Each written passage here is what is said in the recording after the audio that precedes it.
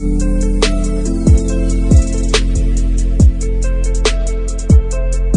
की हर टहनी बांसुरी नहीं होती, बांस की हर टहनी बांसुरी नहीं होती। खेल खेलते रहो ज़िंदगी की यारो, खेल खेलते रहो ज़िंदगी की यारो, हार जीत कोई आखिरी नहीं होती। नमस्कार, स्वागत है आप सभी का हमारे इस विशेष कार्यक्रम में। दर्शकों, Gorakhpur civil court bar association का चुनाव इस समय चल रहा है। चुनाव कोई भी हो अपने आप में महत्वपूर्ण माना जाता है। तो इस समय जो बार एसोसिएशन सिविल कोर्ट का जो चुनाव चल रहा है, इसमें सबसे छोटा पद माना जाता है कनिष्ठ कार्यकारिणी का।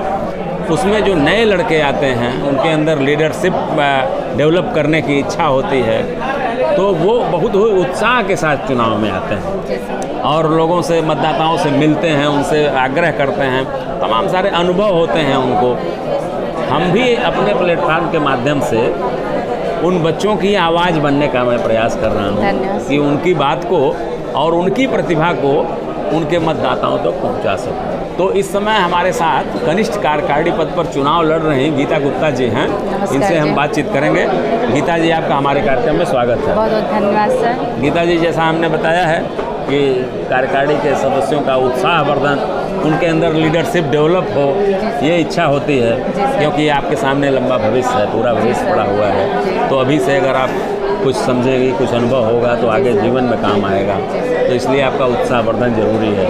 तो मैं जानना चाहूँगा कि आपका जो जन्म स्थान है उसके बारे में ज़रा बता दीजिए अपने मतदाताओं को। जन्म स्थान, माता पिता और जो आपकी शिक्षा दीक्षा है उसके बारे में ज़रा सा अपने मतदाताओं को आप बताएं। सर, मेरे पिताजी का नाम श्री हरि प्रसाद गुप्ता है, माताजी का नाम सुमित्रा देवी है। मैं सर रहने वाली पोखरी गांव की हूँ, जिला गोरखपुर है, गोला तहसील है, थाना कहाँ है सर। और सर शिक्षा दीक्षा मेरे गांव से ही हुई है और LLB जो फाइनल में दीनदयाल उपाध्याय गोरखपुर विश्वविद्यालय से हुई है। और 2020 में मेरा LLB फाइनल हुआ सर। फिर 2020 में ही हमने कचहरी ज्वाइन कर लिया सर। तभी से आप प्रैक्टिस कर रहे हैं? जी सर, 2020 में मैंने लॉ फाइनल किया। फिर उसके बाद हम रजिस्ट्रेशन कराएं, फिर उसके बाद जुडिशरी की तैयारी में लग गए। फिर अपना घर का ही मामला था ज़मीन से संबंधित, जो हमको कचहरी खींच लाए सर। मेरा टारगेट था कि जैसे LLB फाइनल करने के बाद जुडिशरी की तैयारी करनी। अब अभी भी मैं लगी हुई हूँ। एक एडवोकेट होने के नाते मेरा कर्तव्य भी बनता है कि मैं एक माँ बाप की बेटी हूँ और बेटी का एक फ़र्ज़ होता है कि माँ बाप यदि परेशान है तो उसका पूरा फ़र्ज़ होता है, मेरा ही नहीं हर एक बच्चे का फ़र्ज़ होता है कि यदि माँ बाप परेशान है तो पहले उन पर ध्यान, परेशानी दूर किया जाए। उनकी परेशानी। हमारी तैयारी है सर, हम तैयारी कर रहे हैं। हमारे माँ बाप चिंता मुक्त हो जाएंगे तो हम अच्छे से तैयारी कर सकते हैं। चुनाव में आने का यही मेरा मेन कारण रहा सर कि मैं सीखूंगी और जिस तरह मैं अपनी समस्याओं से गुजर रही हूँ और गुजरी हूँ, और जूनियर आता है कचहरी में किन किन समस्याओं का सामना करता है, इन सारी चीज़ों को हम समझ भी रहे हैं। और इसीलिए चुनाव में आए हम कि कनिष्ठ कार्यकारिणी का चुनाव हम लड़ेंगे।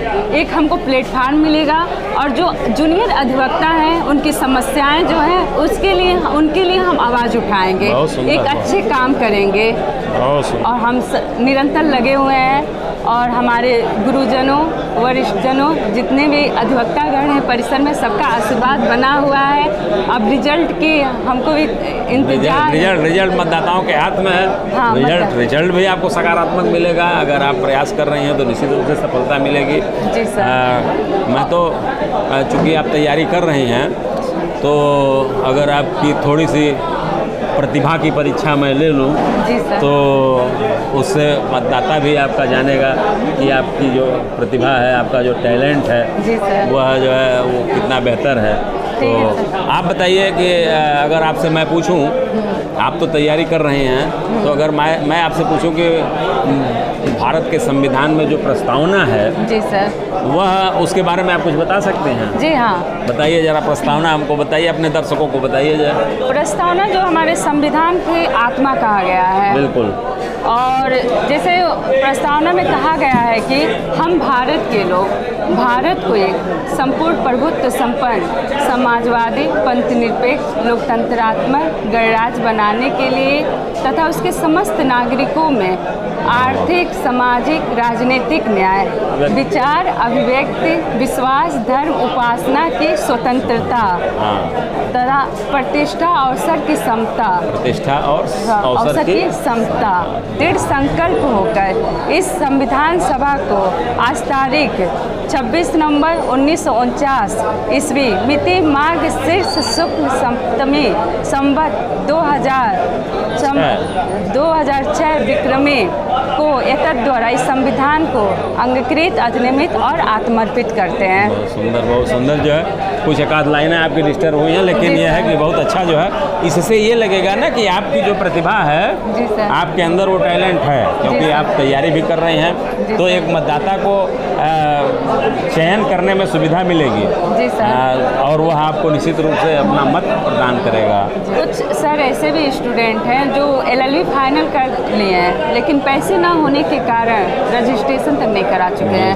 आखिर उनका समय तो बीता चला जा रहा है। बिल्कुल। ये व्यवस्था खत्म होनी चाहिए। हाँ। या तो जो है बिल्कुल मुफ्त हो जाए पंजीकरण, या नॉमिनल शुल्क हो, बहुत कम शुल्क हो। हाँ, दूसरा 16,000 लगता है तो bar council of Uttar Pradesh को हम जूनियर लोगों को बिल्कुल देना चाहिए कि मतलब हाँ कुछ कम रहे या निःशुल्क रहे, कम हो, इस तरह का व्यवस्था होनी चाहिए। तो इस पर आप अपनी कार्यकारिणी का ध्यान आप आकृष्ट करेंगे? जी हाँ, बिल्कुल करिए। हम जूनियर अधिवक्ता के लिए ज़्यादा हम उनकी समस्याओं को आवाज़ उठाएंगे। और जैसे कहने के लिए जो ऑल इंडिया बार एग्जाम जो होता है, इसमें भी अभी एक तरह का आर्थिक शोषण है। आप पढ़ के आती हैं, आप सब कुछ ट्यूटोरियल दे के आती हैं, उसके बाद भी परीक्षा लेने का कोई मतलब नहीं है। जो है वह बार बार परीक्षा लेकर के और लंबी फीस लेकर के आर्थिक दोहन है। यदि परीक्षा लेना है तो परीक्षा लें, लेकिन आर्थिक जो है वो न अपने बार को यहीं दे दे राइट। हाँ, बार से नहीं परीक्षा ले ले, उसके लिए कोई फालतू शुल्क लगने की जरूरत नहीं है। 150 दे करके जो है वो कर ले। जो है 3500 लगता है, उसके लिए भी एक्स्ट्रा, और क्या, फिर 2 रजिस्ट्रेशन कराना, ये सही नहीं है। सही नहीं है, बिल्कुल। तो इस पर आवाज़, इसकी आवाज़ आप बनिएगा। इससे ये होगा कि आप उन लोगों की आवाज़ बनेंगी जो नए लड़के कचहरी में आएंगे, उनकी आप आवाज़ बनेगी, उनका आप नेतृत्व करेंगे, तो एक और आपको अवसर आगे जीवन में मिलेगा और आपकी प्रखरता और निखरेगी। जी सर, धन्यवाद। बहुत सुंदर, बहुत बहुत धन्यवाद आप यहाँ आए। हम आपके उज्जवलमय भविष्य की कामना करते हैं कि आप उस पद को सुशोभित करें, आप उस पद को गौरवान्वित करें। बहुत बहुत धन्यवाद।